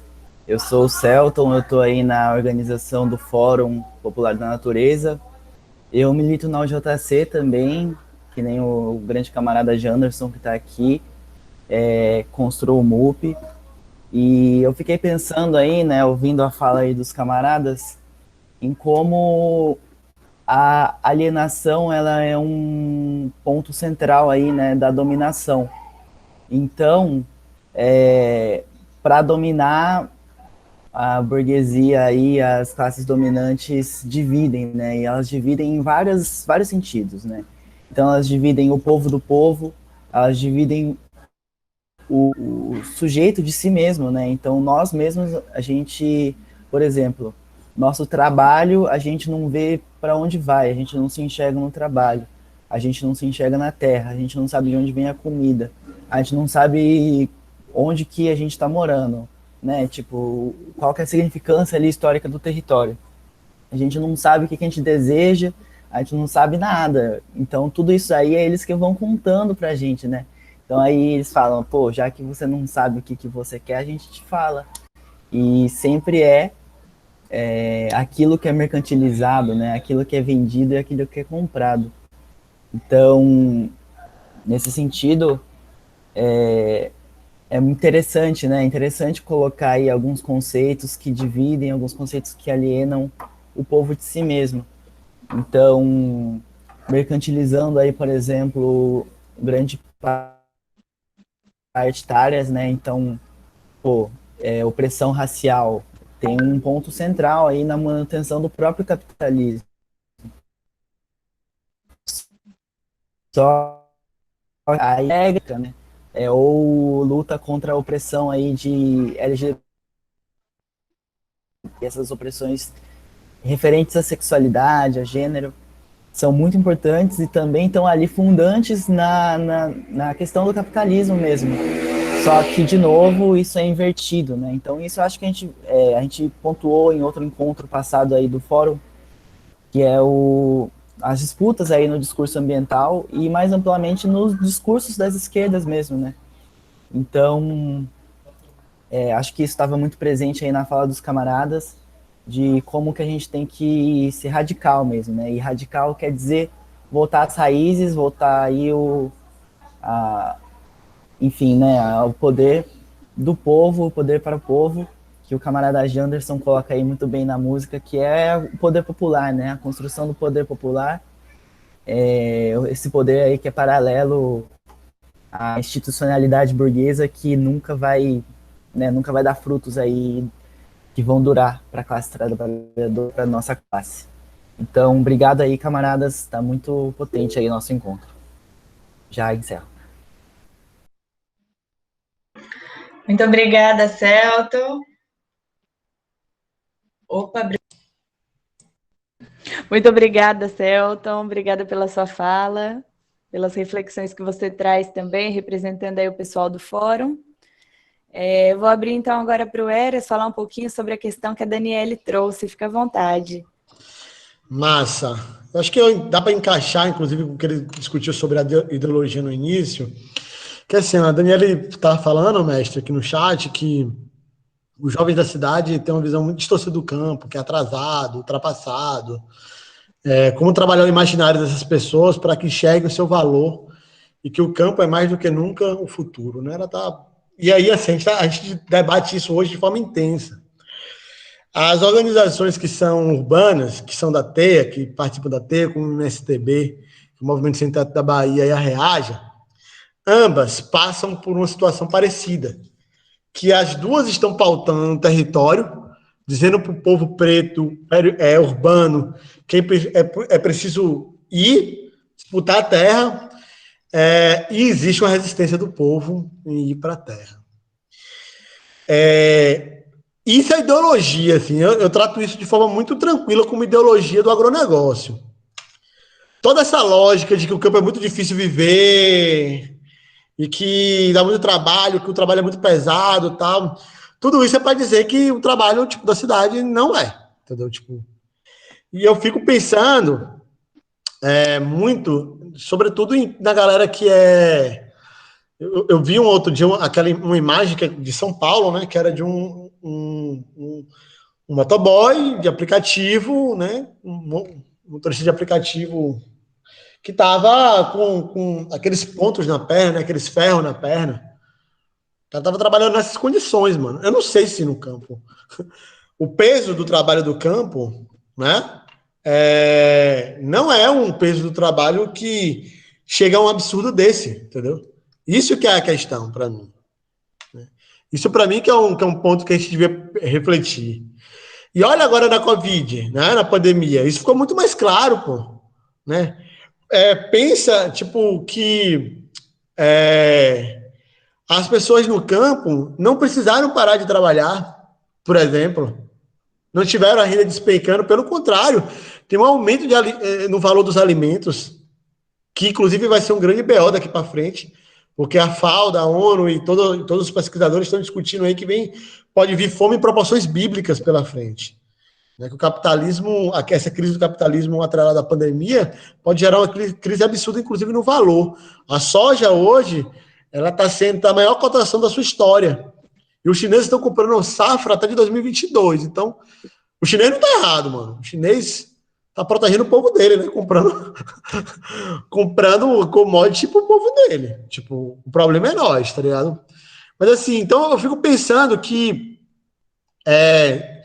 tem tanta gente na cidade que está ralando, para quase não ter vida, enquanto no campo você rala em uma condição ruim e você tem soberania alimentar, você tem condições de comer, de alimentar toda a sua família.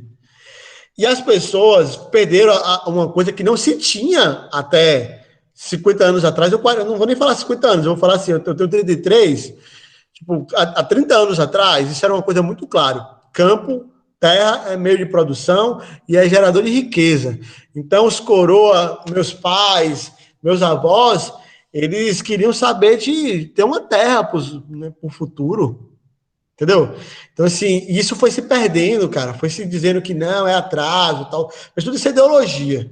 Não estou dizendo que o trabalho no campo não é pesado, mas é um trabalho pesado como é o trabalho braçal, né? Agora, a riqueza que é você... Eu, por exemplo, conheço o assentamento Terra Vista, que é o assentamento onde o mestre Joelson tá.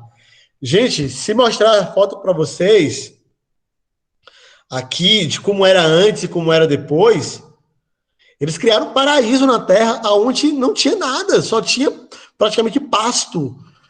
E tem uma floresta, tipo, com água abundante, com um rio para tomar banho, entendeu? Árvores frutíferas para tudo quanto é lugar, comida para você para perder de vista. Só para vocês terem uma ideia, na riqueza, e como o mestre Joelson é rico, mestre Joelson, no fundo da casa dele, tem uma presa de peixe que ele não pega.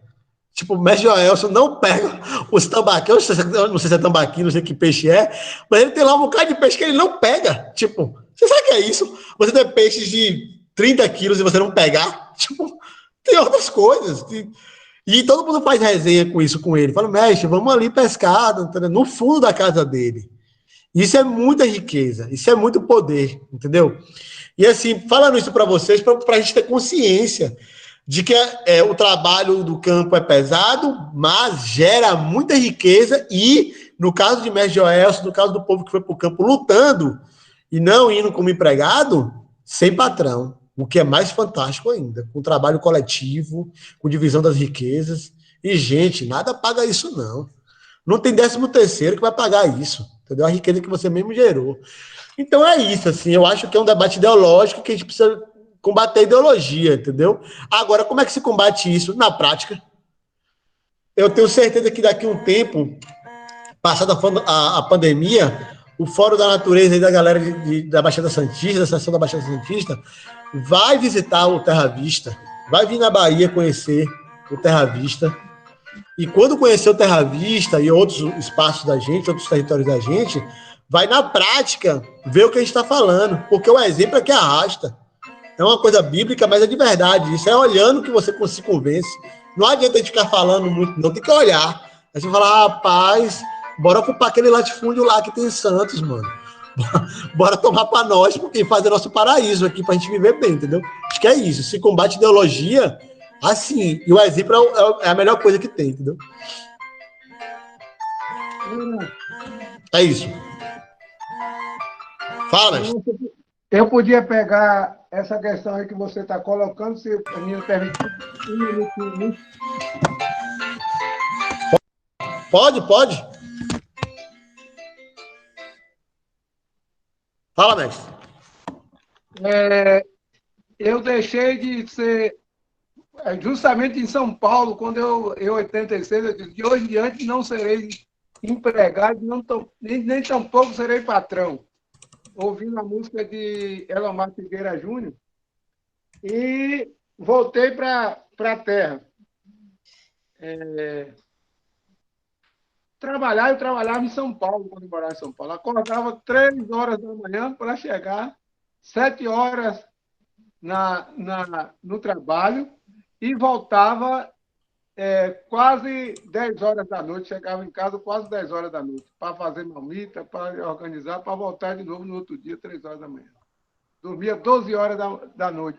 Então, foi nesse tempo. E aí, eu acredito que a gente precisa entender essas questões, porque isso aí foi manipulado também, essa questão do trabalho e essa questão da terra, da roça. Antigamente, antes de 1930, nós comíamos mais de 300 produtos, vários 300 alimentos. Eles usaram várias propagandas, várias campanhas para afastar a gente do campo. Usou até um grande ele era Monteiro Lobato, ele era escritor, era tudo, usou até Monteiro Lobato para destruir essa questão do campo, essa relação do povo com a natureza do campo. Mas veja bem, até 1930, o Brasil não sabia o que era fome. Tinha problema de estrada, de transporte, de educação, uma série de coisas, mas de fome não existia. Até 1930 não tinha. A fome vem com as grandes cidades, com as grandes metrópoles que é construída. Que nas grandes metrópoles, até fogo a gente é obrigado a comprar, tudo a gente precisa comprar. Então, nesse sentido, foi feita uma campanha para desmoralizar essa questão do campo e desmoralizou. Hoje as pessoas têm vergonha de dizer que eu moro no campo. Já eu tenho a alegria de dizer eu moro no assentamento, eu moro no campo, e daqui eu já fui para a China, fui para o Japão, fui para a Coreia, fui para as Filipinas, fui para vários países, a partir daqui do meu campo, do meu lugarzinho onde eu estou, e tenho o maior orgulho, e fico feliz quando eu estou aqui. Então, se as pessoas entenderem para nós voltar ao campo, é preciso conhecer algumas experiências para entender essa questão real do trabalho, da dignidade e da possibilidade que nós, no campo, construindo comunidade, nós podemos construir o nosso destino. Eu mandei, mestre, aí no chat para o pessoal ver a mudança entre antes e depois do Terra Vista. Eu mandei o link da imagem para a galera ver o paraíso que vocês fizeram. Deixa o pessoal lá. Né? Muito bom, o pessoal ficou aqui muito encantado com a foto que o Eras mandou, esse antes e depois. É muito bom a gente ver das experiências concretas e também ficamos muito animados aqui, o grupo dos GTs do Fórum Popular da Natureza está aqui bombando, todo mundo querendo ir para a Bahia já, assim que a gente conseguir tomar essa tal dessa vacina, né? Encerramos as inscrições aqui no chat, estamos se aproximando do nosso horário de encerramento.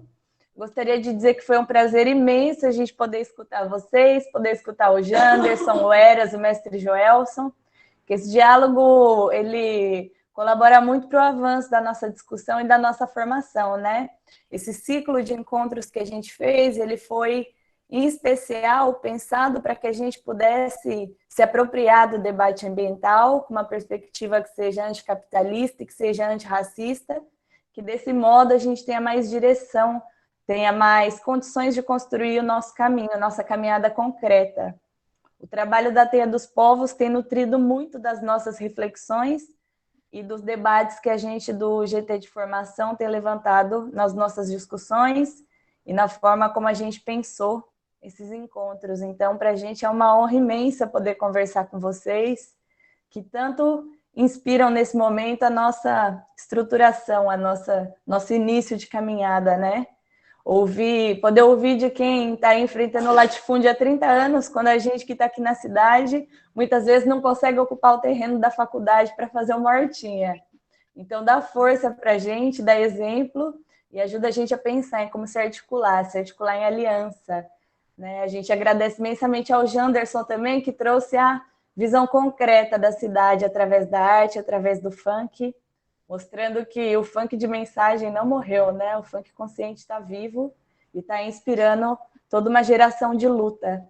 A arte encanta a nossa luta, ajuda a gente a ter fôlego, a ter força, a ter vida, assim como a terra, assim como a comida, né? Que está no centro da nossa vida, seja pela presença ou seja pela ausência, tantas vezes no nosso dia. Então, gostaria de, mais uma vez, agradecer a todos que estão participando, agradecer a cada um dos militantes do fórum que tem ajudado a construir esse processo em tantas mãos, e, mais uma vez, lembrar a todos para que respondam à nossa lista de presença, porque ela é muito importante para a memória dos nossos encontros, para que a gente possa contar essa história juntos e continuar aprimorando aqui o que a gente está fazendo, né, com as opiniões de vocês, com os feedbacks de vocês, é que a gente melhora. Muito obrigada, galera. Nosso próximo encontro é no sábado que vem, em que vamos começar a falar mais ainda de comida, né? Vamos continuar falando de comida aí por um bom tempo. Uma boa noite a todos e sejam sempre bem-vindos a estarem construindo esse espaço com a gente. Nath, pode encerrar a gravação.